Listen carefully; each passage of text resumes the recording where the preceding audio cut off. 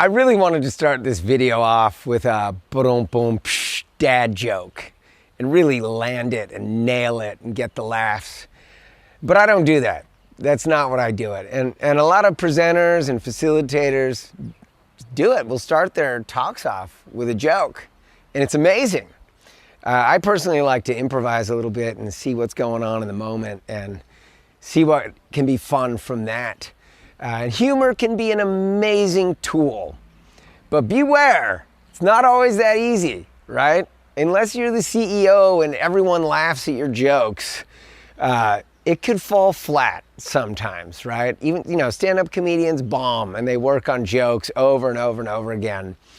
So you need to be ready if you want to start with one of these jokes that it might fall flat and you might get awkward silence. So you need to have a plan. You need to have a failure plan. And what's great is if you fail gloriously and you love the fact that it bombed, and that'll get a lot of people on your side.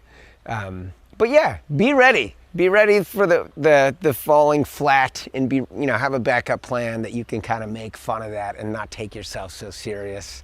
And there'll be a levity and a humor in that. So I would like to hear from you.